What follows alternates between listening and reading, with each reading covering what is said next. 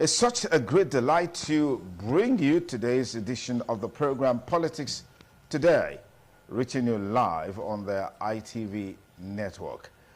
Today's program promises to be very, very exciting and interactive because our focus will be on the insecurity situation in the country with some specificity as it relates to the recent bombings, erroneous bombing in Kaduna State that has claimed several lives. The painful part is that that incident will remain a very dark part in the history of Tunubiri community in Igabi local government area of Kaduna State, where over 80 persons and over 50 died or are injured from what we gathered. But we know that in unconfirmed reports, that number or those numbers could actually be far more than that. But even staying with the fact that it's just one person that died in that incident is disturbing, not to talk about having hundreds of people, killed in that manner. The Nigerian Army has since apologized, but the dust generated by that incident is yet to settle, and I very much doubt if the dust will ever settle because of the interest that that incident has generated in the last couple of days.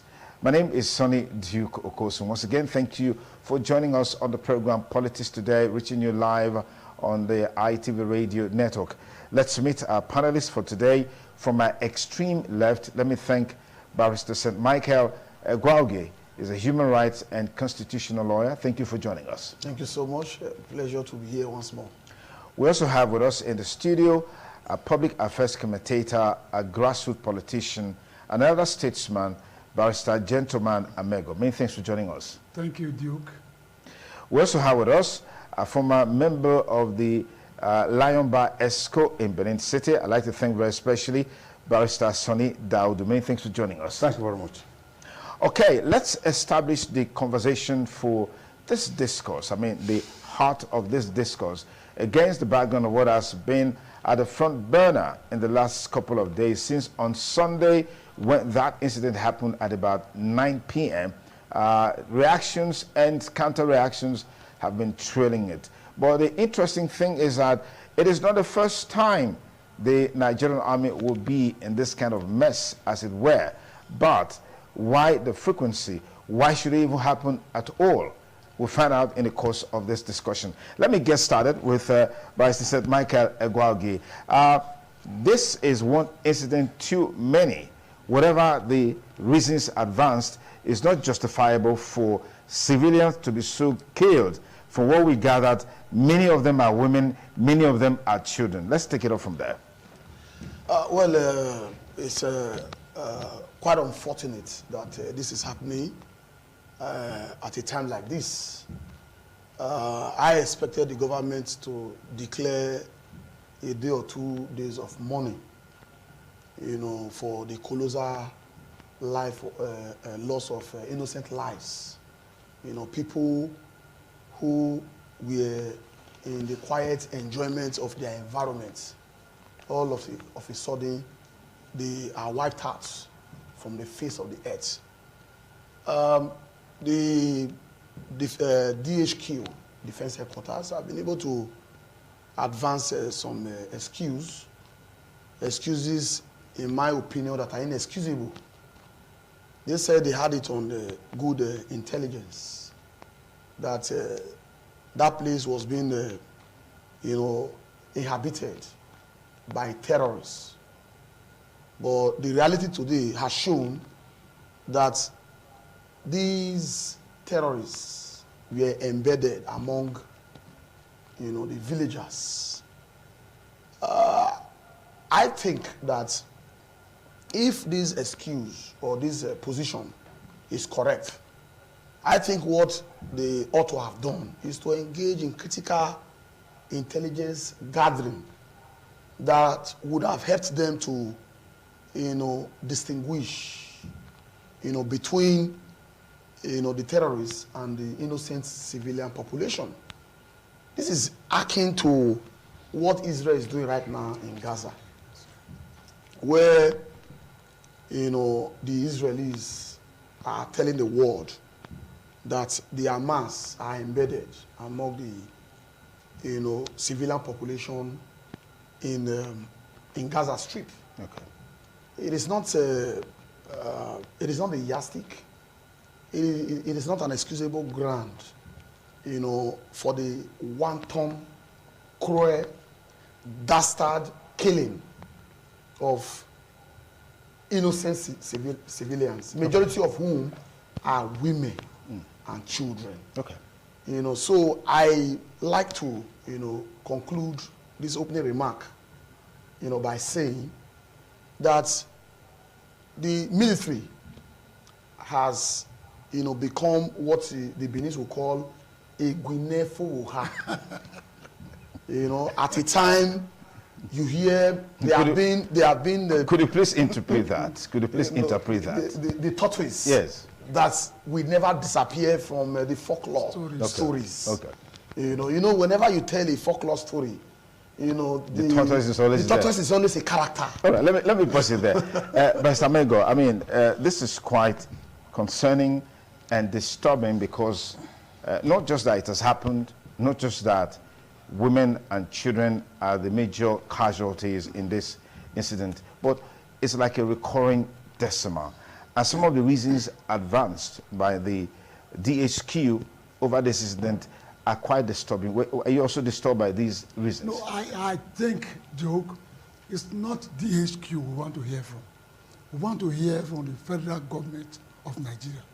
What actually happened, why it happened, why no arrests had been made. You don't just kill people like that as if they are not human beings. If we are not listening to DHQ, I don't want to. I want to hear from the federal government. What investigation they have carried out up to now, no official statement. It's not DHQ. This is very sad, Duke. Very sad and a very serious situation. Very serious. How can you kill about 80 people and no official statement have been made? And you just allow us accept everything that happens in this country. Everything, however dastardly it is, we are bound to accept. But the presidency has issued a statement saying a thorough investigation will be carried out on this matter. That's what we want to hear. At the end, we want to hear. And we also expect him to visit the scene of the incident. The vice president has been there too. I'm talking of Mr. President. Okay. You should also visit. We are talking of the loss of life of about 80 people. He should be seen to be moving himself from right to left in pity for those that died. And in fact, visit some families of those that died. It's a very sad situation. We hope that it will not go. In fact, they can wipe out a whole village in this country. Nobody cares. You know what happened in Southern Kaduna? If you are looking for criminals, don't you know how to look for criminals? Are you not intelligent officers? Look at what my young man said. Look at what is happening in Israel. Israel said, we have a mass in northern Gaza.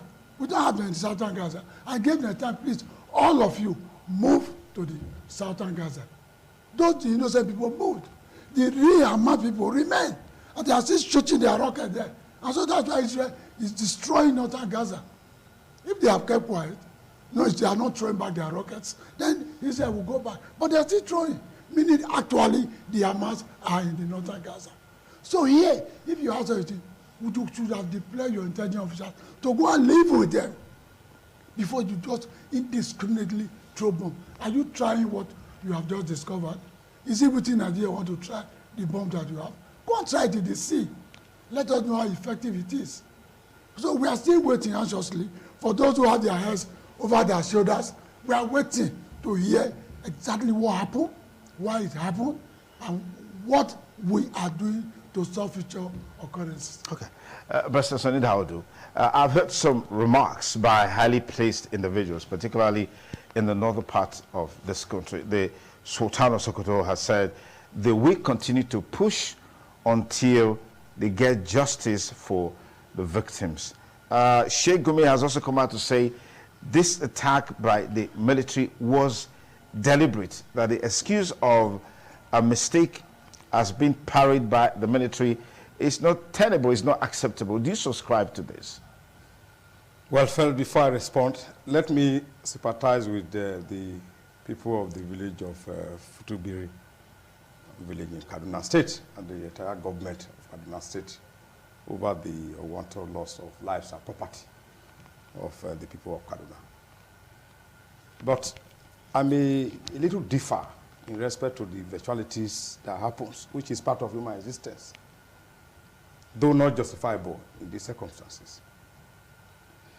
Now, first, I will admit that there were no proper intelligence guard receiving assessment and evaluation before the military test or evaluated their bomb on those areas to determine who are the actual terrorists among the civilian populations in Futumbiri village in Kaduna State. But we must not be quick not to also admit the infallibility of any human existence or institutions of government, that such occurrences can happen. And when they happen, we now look for what are the way forward to addressing them. There are possibilities that can happen in any human existence, that such occurrences can happen. If we shy away from that, that will be taking away the human nature that is in us. So we condemn the fact that the military do not do proper assessment before testing their bomb or before throwing it in those villages, and lives and property has been killed.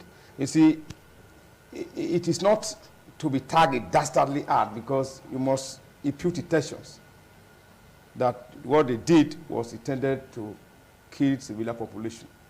Then such an act, you condemn it. The intention was not to condemn, but eventuality happens, which of course they have admitted that that is what they have done in error. What is important now, how do you chart a way forward to prevent future occurrence of that? Timely, the president sent a high-power delegation led by the vice president. I'm also aware that there's a program they call Faloko Initiative, which of course is already in place now to rehabilitate those who were injured and to see how those who lost their lives, who also the families left behind, if any, can also be compensated. These are some of the policy statements that the president have made. The president also have also assured that the incident is properly investigated. It is too early to conclude that the president or the federal government has not done anything. So they are putting what needs to be put in place to unravel the circumstances, leading to that, and possible persons who, of course, are culpable, found culpable. Of course, will also be showed the way out of the military if negligence is also attributable to their action. But what is important to us is that we must re-emphasize the fact that our military have come of age not to have fallen into such a deep mess of not having a proper intelligent evaluation of situations of terrorist presence among civilian populations in the Biri village of Fudi village of Kaduna State. But to me, it is not something that is excusable. Again, this is areas where we call for training and retraining of military officers and other security agencies, especially collaborative training between Nigeria and maybe advanced countries, to have technical wherewithal and the scientific assessment of situations such as that to detect who are the real criminals. So you have intelligence, secret intelligence gathering to be able to determine those civilian populations vis-a-vis the terrorists. But it's unfortunate. We pray that it doesn't happen anymore. But the government has risen up to the occasion to ensure that the proper investigations, thorough investigations are carried out to ensure that such incidents don't occur anymore. All right, Barrister St. Michael, I've seen some of the reactions, and one very striking one is the call for the resignation of the GOC in charge of the command in that state, General Okoro. Is this call necessary? My learned friend, didn't capture the essence of this question when he spoke like, an APC spokesperson. The APC spokesman couldn't have done better than what Barrister Sonny Gavin Daoud has done, a while ago It is unfortunate that we live in a banana republic, where, life is no longer sacrosanct. Exactly. We don't respect the sacrosanctity of the human life. If this had taken place in a civilized community, people would have been held accountable. People would have been resigning. The GOC, not only the GOC, the Chief of Army Staff, the Chief of Defense Staff would have been held responsible. This is coming against the backdrop of the fact that from the information reaching me, I am made to understand that it is not even an airstrike that was carried out, like what the media is made to believe, that it was a drone attack. And this is the first time we are witnessing a drone launch within the space of Nigeria. Perhaps the military were too much in a haste to test their hardware. And that is why they didn't carry out, a critical, comprehensive, intelligence, gathering before carrying out, this attack. All of these things that have been touched by the speech of my learned friend, to me, I see it as an afterthought, telling me that they are carrying out a scheme to rehabilitate. Why did they not do the rehabilitation ever since? Why now? Why is it coming on the heel of the misfire and the colossal mistake of monumental proportion? This mistake is one too many. It is happening at a time when organizations like Tantita are accusing the military of participating in oil looting, engaging in the oil bunkering, and we are witnessing, misfiring. That was why I made reference to that, Benin theory of Egwene Fuha. The military have become, a dominant character in ugly stories that are capable of, putting sleep out of our head. There is need, to carry out, a critical overhaul of the military organogram, with a view, to giving it some sense of professionalism. Otherwise, one day we'll all wake up and we'll hear that Urumi or Irua is no longer in the face of the earth. Right. God forbid.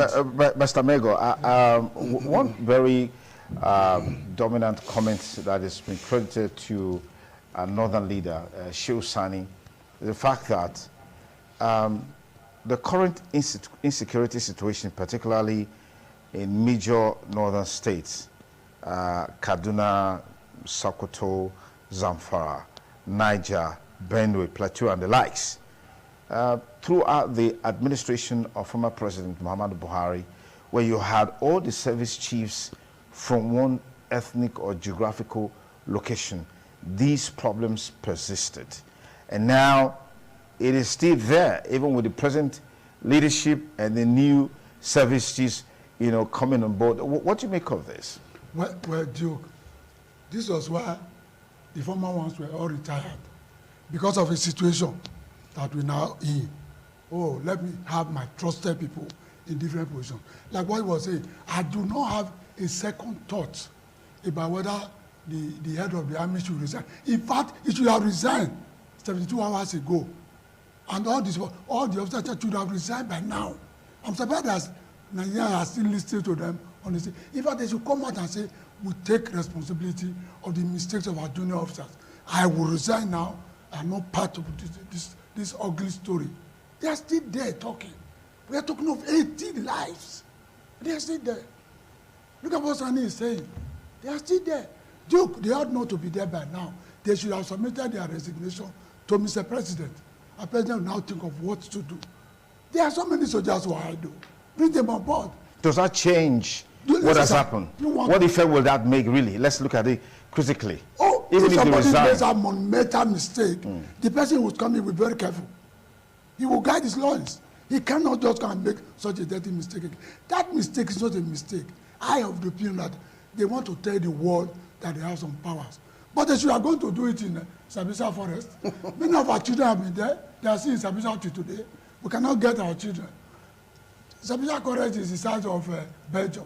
Then you are going to bomb Sambisa Forest. Whoever survives, they survive. So they cannot try there. They want to try it in a village that is so heavily populated. It is very sad, sir. And we want to hear the final outcome of that incident. For me, I feel like crying. You go to my village and bomb everywhere, and you are giving useless excuses, feministic excuses. That can't work.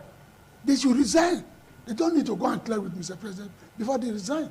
And let the younger ones who are actually intellectually endowed to come and take. It's not just wearing the uniform.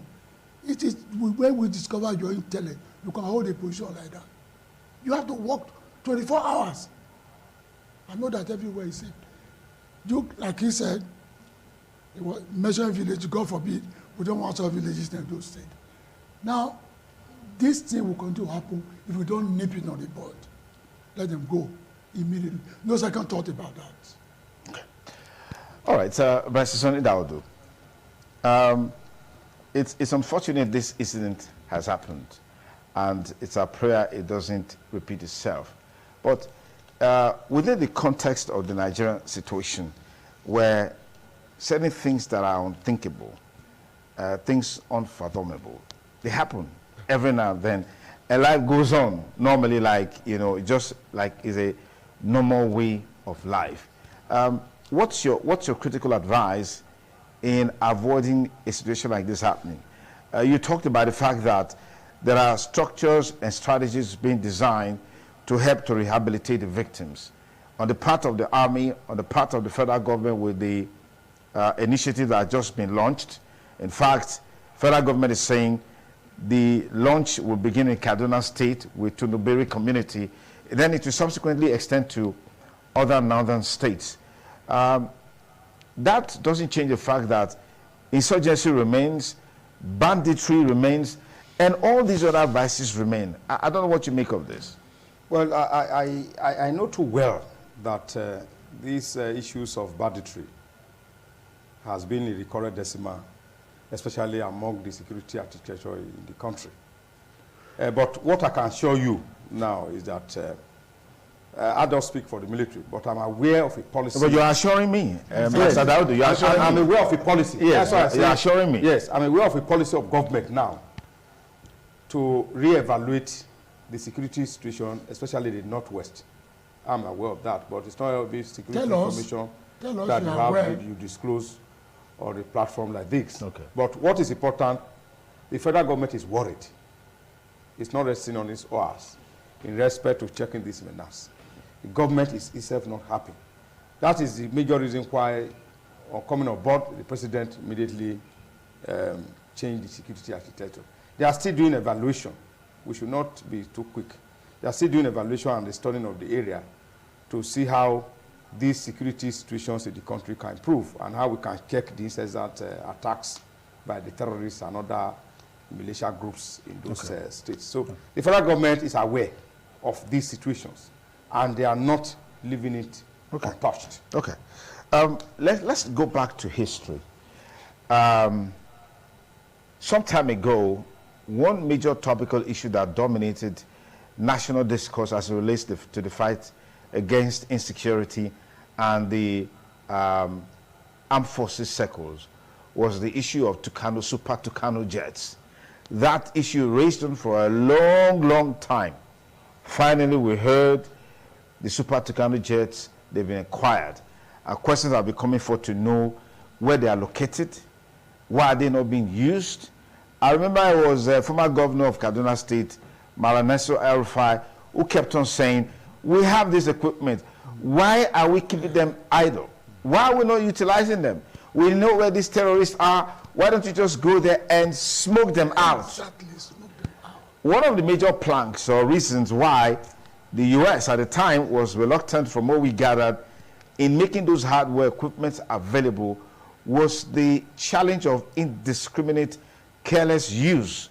And that seems to be manifesting. I don't know what you make of this, Barrister Egwuagi. Well, you are merely amplifying the concomitant effect of the political imababa that has characterized Nigeria for so long. That's a good one. Political imababa. I hope that's not imababa. That's a good one. Please go ahead. In order climb, people play politics, to initiate and advance policies that will better the lot of the lives of people. Precisely. But in Nigeria here, we play politics to advance the interests of our stomach. How it benefits us and how it will affect us, financially. There are so many theories behind the existence of, Boko Haram. Why Boko Haram emerged, why they are still domiciled and thriving in our space. People, we have had stories of people telling us that nothing happens in a space like Nigeria without the knowledge of the government.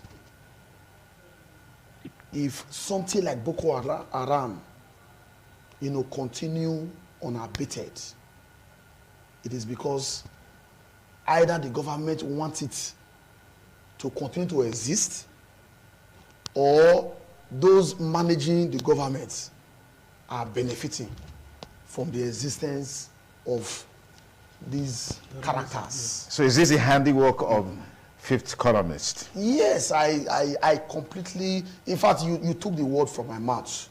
It appears you were reading my mind. Are you a mind reader, Sonny Duke? Stole your tongue. I may have to demand my tongue from him. This is the activities of the fifth, columnist. They are playing politics.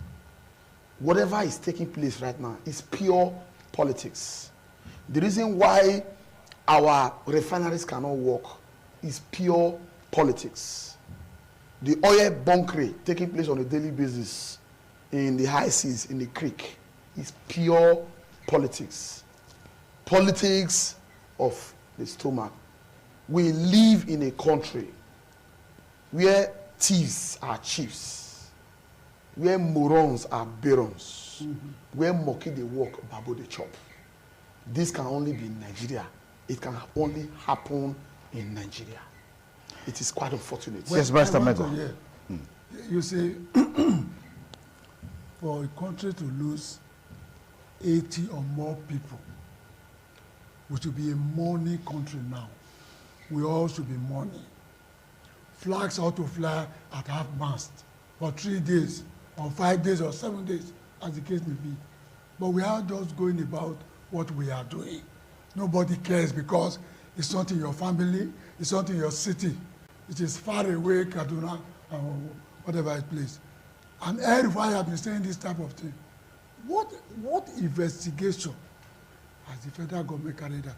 In America, if 4 people are killed in the secondary school, the next day Mr. President flies there to go and sympathize with the school and even with the families of the deceased. Flag to fly at half-mast now for what we are suffering in this country. You don't know the pains. Until somebody that is close to you dies, you don't know the pains. It's unfortunate. I don't know whether they are playing politics like my Lelen brother said, but I do know that it's idoncarism that is worrying Nigerians. I agree with him 100% that what we are interested in is infrastructure of the stomach. I don't know what they want to eat. I don't know what type of house they want to build. I don't know what type of cars they want to ride. Whether we do that, we don't do that, we are all moving dust. That is the consolation we have. So, sir, as long as we are in a position of responsibility, position of trust, where the whole country has entrusted their life into your hand, you should be saying to be doing something, working for them, working for the people. Every day you wake up, your concern is to work for the people of this country. People in government should wake up. Okay. Even the president of the Senate has made no statement. I said before you breathe. He has made no statement. Nothing. The Senate president has right to say. He should even send delegates to that place. It's not sufficient to send Shetima. Shetima is a motor boy.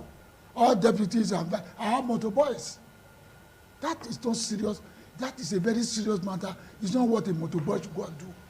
Or a spare tire. Or a spare tire, if you like. Okay. So, sir, they should wake up. This has happened in this country, not in Canada. Even if Nigerians are killed in Canada, we should send people there.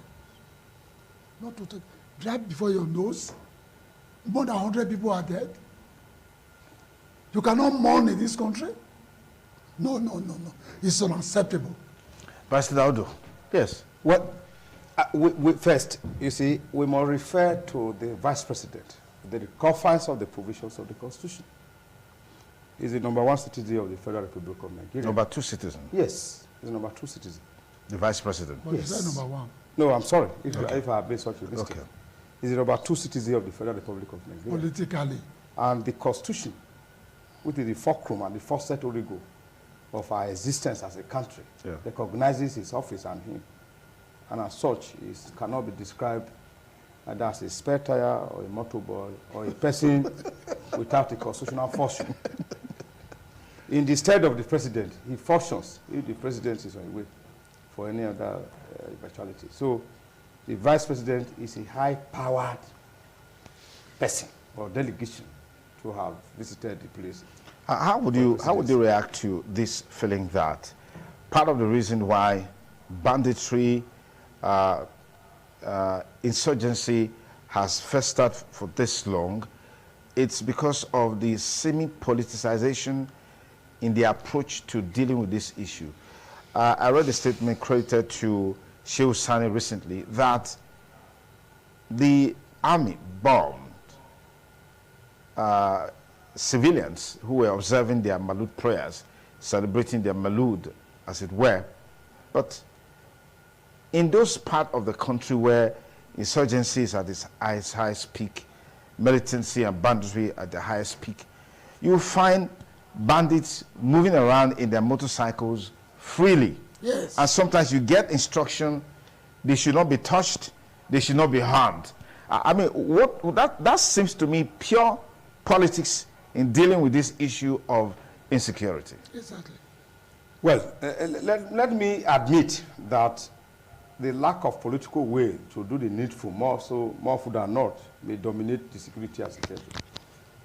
People may have one reason or the other to politicize issue of security. But my concern is that this current government is not towing that line. It has the political will to assess the situation. As I said, it's not all security issue we disclose.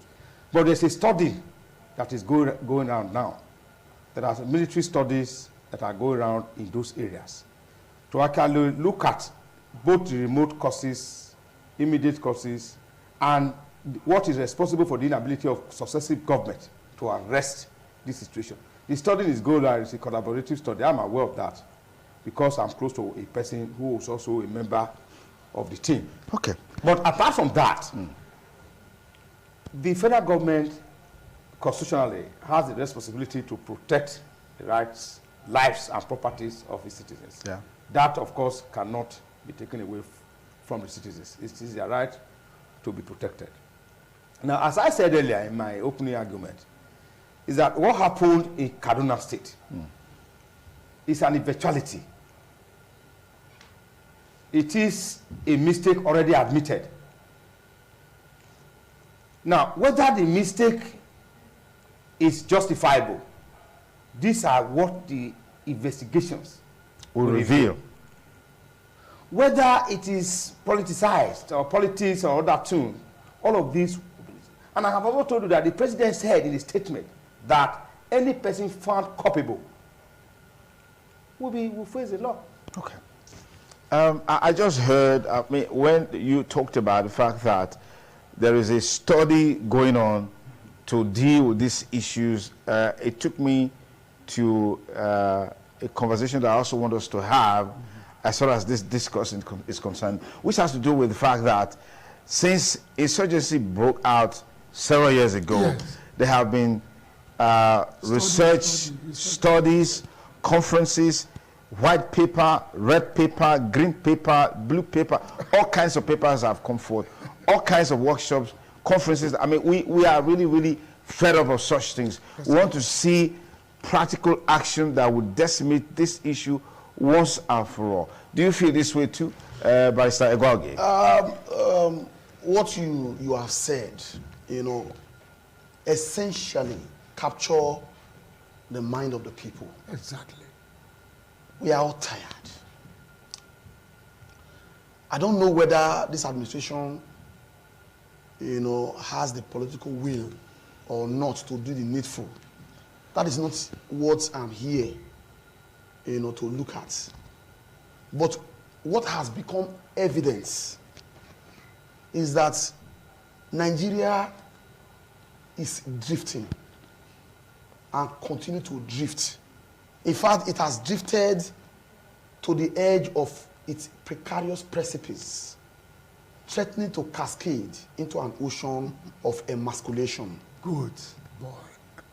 To sit down here and hear my learned friend reduce what has transpired in Tudumbiri into mere eventuality Mistake.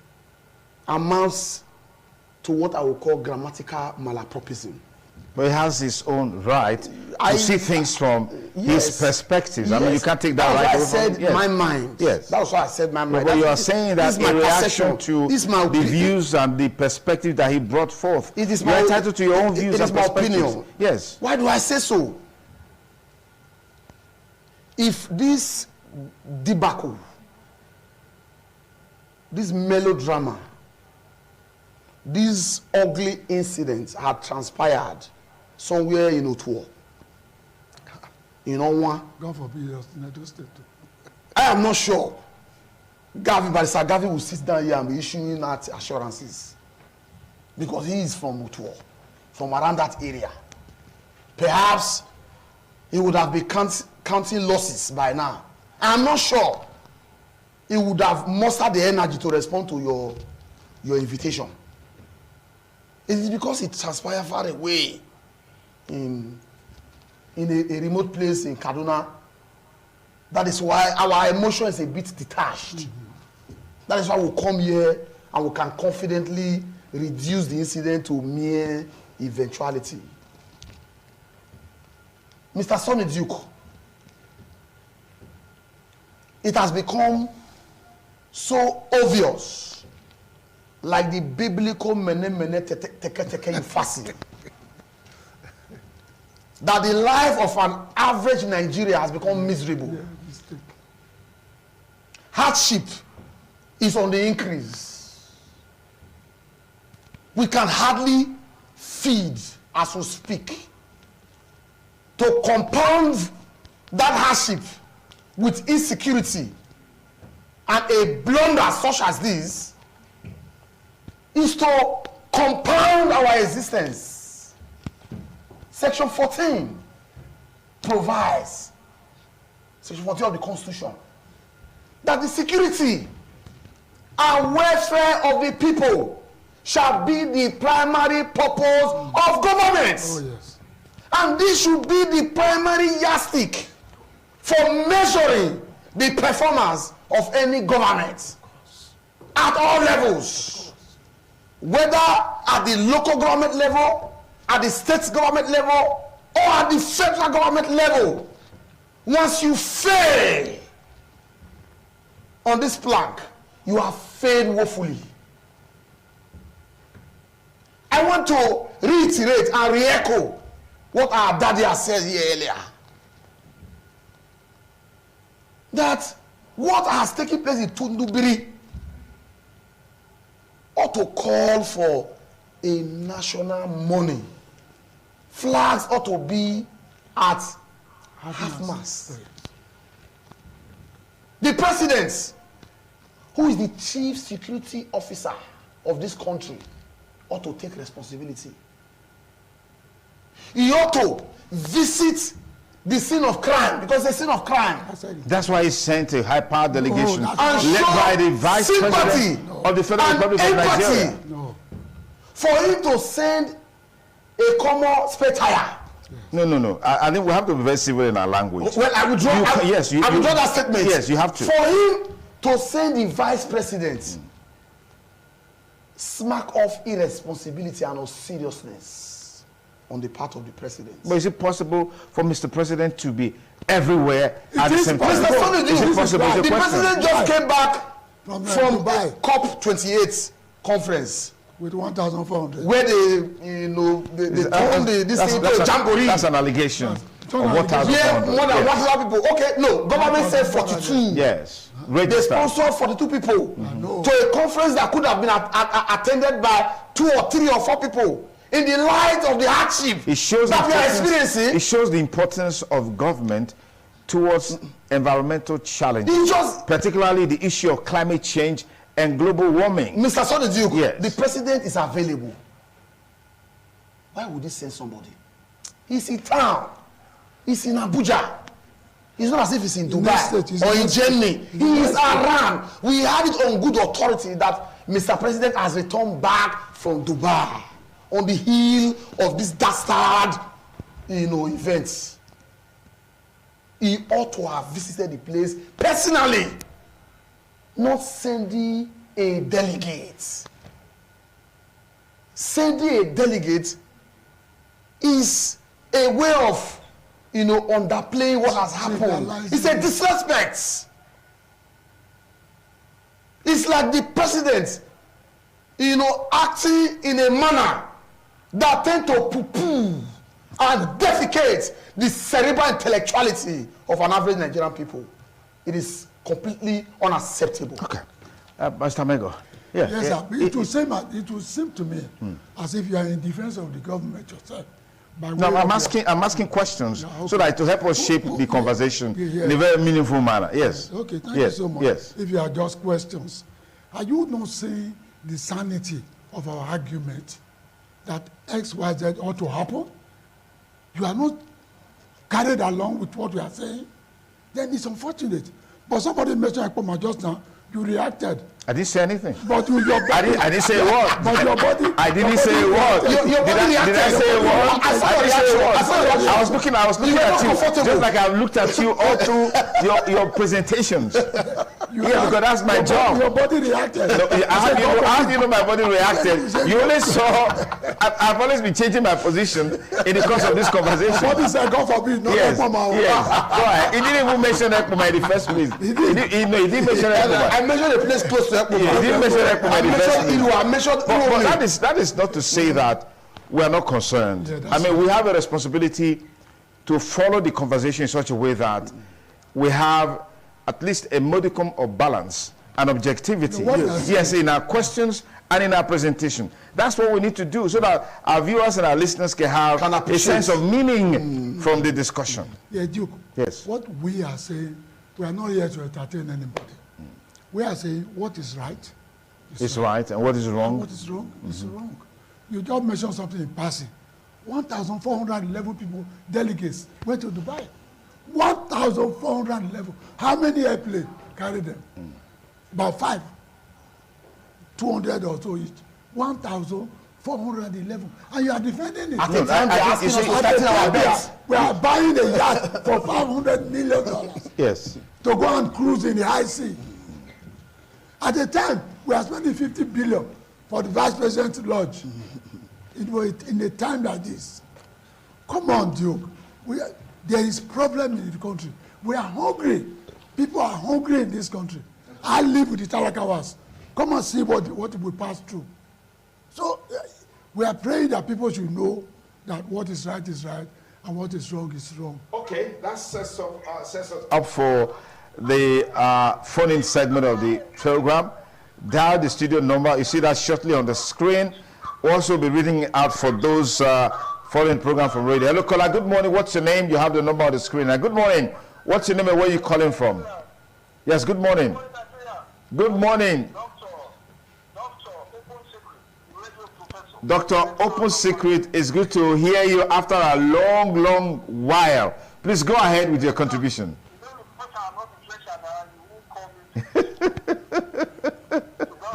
Go ahead, please.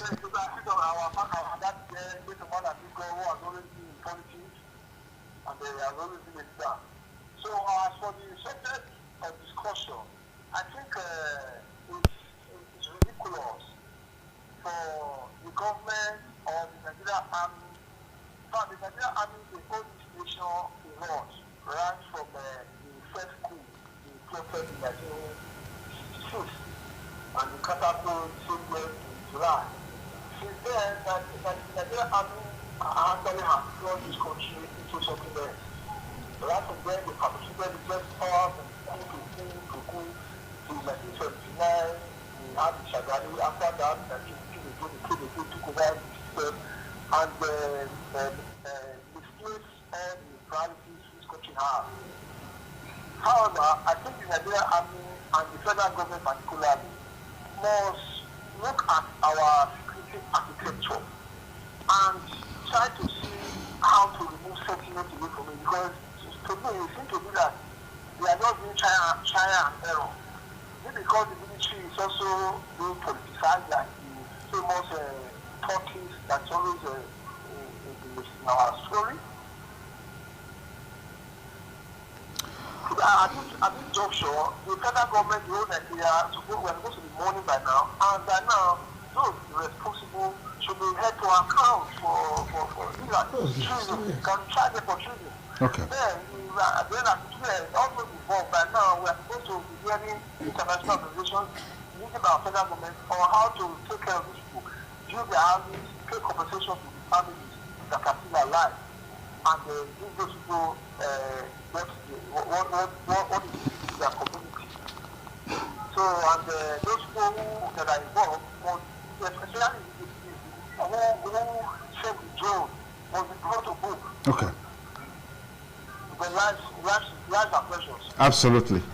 Thank you very much, Dr. Open Secret. So good to hear from you again after a long while. It's still politics today on independent television and radio. Please go ahead with your contribution. Tell us your name and where you're calling us from. God bless you for a wonderful program like this. Thank you. Kudos to more wisdom. I was so excited, even I'm inside, when an analyst said we are playing Papa for Papa. Not Papa. The truth may be bitter anyway. We say we are moving forward, we are intelligent. We are still experiencing an error in this kind of situation. It's not harmful. Today people take off with a same start to flood people and all that. We are not found that intelligent people who will be able to correct that error. The terrorists everywhere, the military have not mistakenly terrorized the Sabisa forest. And Sabisa forest is not to a local government in a state where they keep on terrorizing Nigeria. So the issue is that, but they need to make a parable where the Naya law. And we advise the political in my country to wake up to their responsibility.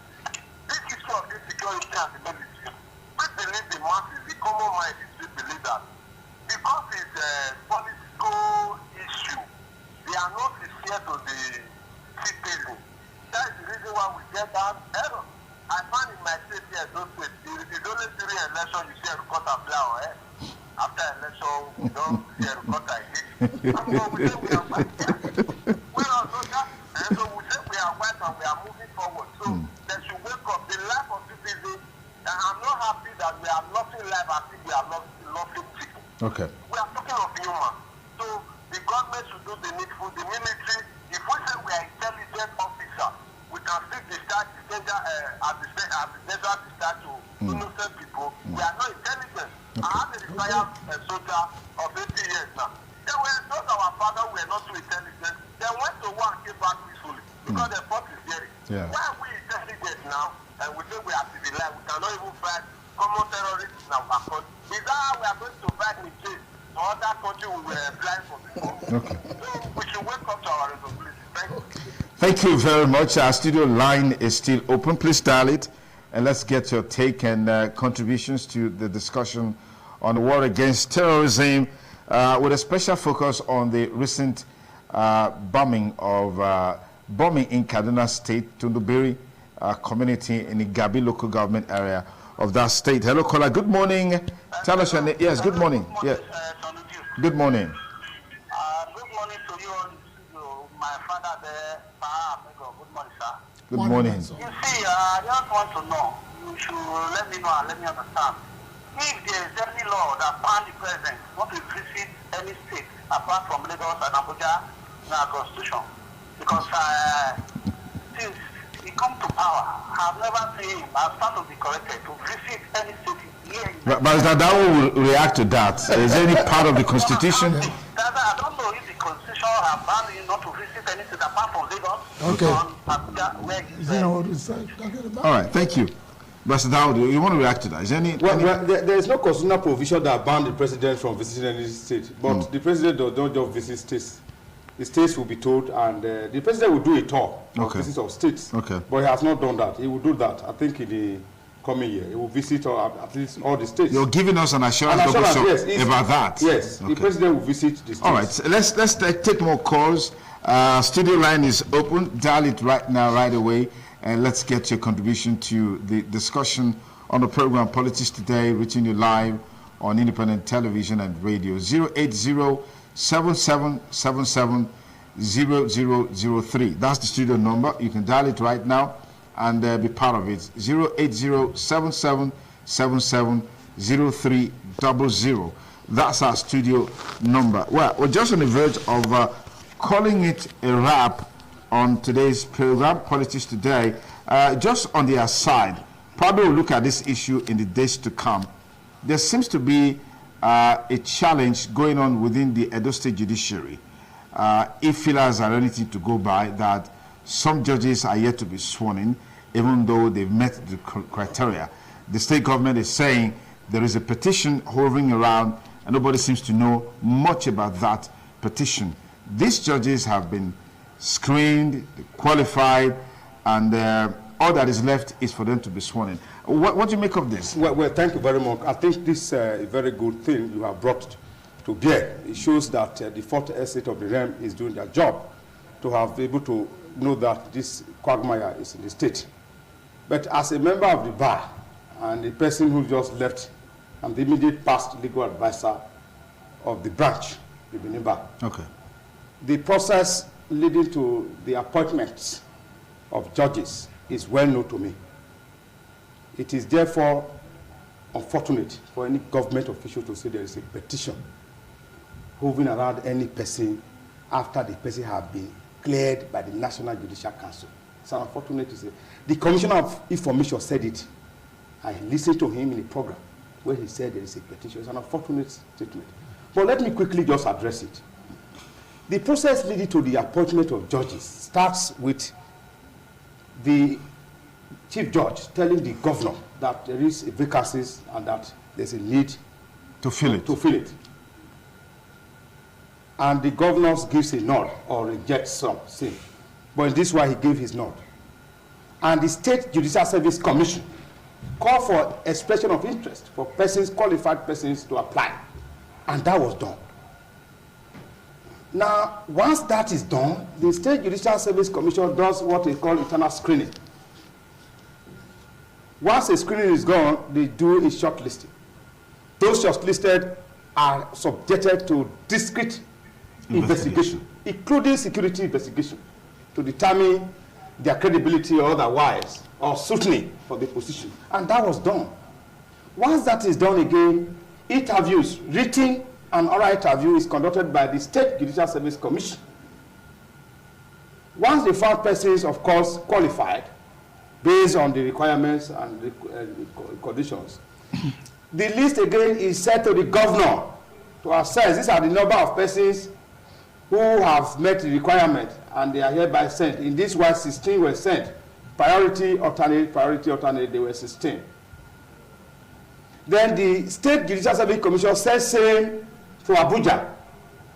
So all of these have been done? Will be done. To NJC. To NJC. And once that is done, if there are any petition also, petition can follow that list to Abuja. Okay. NJC will also call for interview. Okay. All right, interview and all of that. All of these processes have been concluded. And yet they haven't been sworn. Based on that, they were now recommended for swearing. But unfortunately, sir, so that people will understand what is happening. Okay. It was 9 of them that were appointed. I'm saying it here now because I'm privy to it.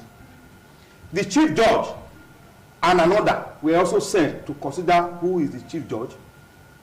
Then the current chief judge was taken. Then 8 other persons were taken on the same list.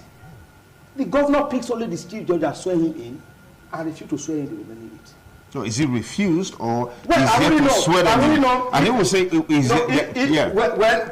me use the word, he has his son, after 6 months. He has either refused, yes, failed or neglected to swear them in. No, I won't take any of those. I would rather say he's here to swear them in. I agree with you. Because he has his reasons, like the commissioner said. So now the commissioner coming here to say there's a petition. Now I want to ask questions so that you can subject this to further investigation. Okay. Who is the petitioner? Who wrote the petition? Who is currently investigating it? Okay. Does the state governor have the power that the constitution to investigate judges already appointed? I'm sure of that will yes, and again, this to come. Yeah. Invite or visit the Attorney General. Is a very learned, senior, respected one of that. Okay. To find out all of these issues. All right. It's an ongoing conversation. We hope to engage subsequently. But I want to say big thanks to everyone that made the show a success. Barrister Gentleman Amego, thank you very much for coming. Barrister St. Michael Oguage, thank you. Thank you so much. Barrister Sonny Daudu, thank you for coming. I was going to say something, but I hold that back. No problem. I also wanted to tell you something. If a man box is gone at home, he goes into the market and starts shooting. It is a mistake. No, let me quickly say that. They are legal minds. Yeah, they are legal minds, yeah. Mistake is a defense to criminal responsibility, assuming that it's not considering anything. Okay. A mistake. Yeah. It's not a word, it's not a Nigeria word. No. It's an English word. Yeah. It's also a defense to any criminal responsibility. In the Constitution, So that is acceptable. It's acceptable. Okay, that's our package today on Politics Today on Independent Television and Radio. We'll be back here, God willing, next week Saturday with a fresh, exciting, explosive, and robust discussion on the program. I want to say big thanks to Barrister St. Michael, Barrister Mego, and Barrister Sonny Daudu. And on behalf of all of us here, this is wishing you a great weekend ahead. Bye for now.